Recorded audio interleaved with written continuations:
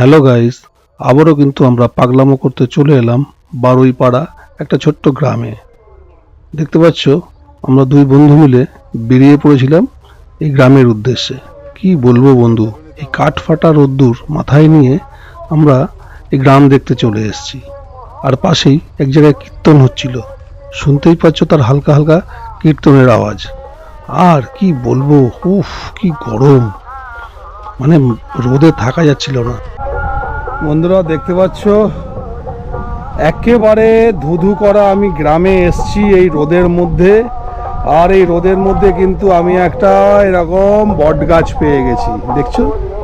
এই দেখো বট বৃক্ষ একটা পেয়েছি।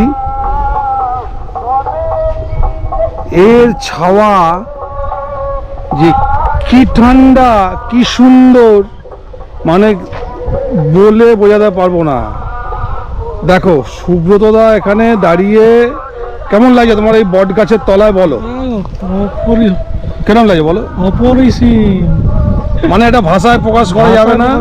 এই যে সবাই যে এসি খোঁজে, হ্যাঁ, এই যে বট গাছের তলায় বসে একটু জিরিয়ে নিচ্ছি এবং চতুর সাইডে দেখো ধুধু করছে রোদ, চড়া রোদ উঠেছে, দেখো দেখতে পাচ্ছ চড়া রোদ। আর তার নিচে এই বট গাছ, এই যে দেখছো বট গাছ কি সুন্দর লাগছে।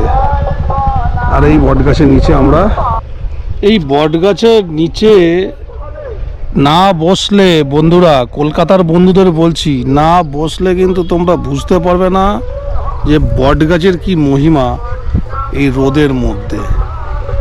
দেখেছো কি অপরূপ, কি অপরূপ দৃশ্য, কি সুন্দর। ওফ, দেখো অনুভব করছি আর এই রোদের মধ্যে গ্রামটাকে দেখছি। দু সাইডে ধান গাছ হয়ে রয়েছে, ভালোই লাগছিল দেখতে।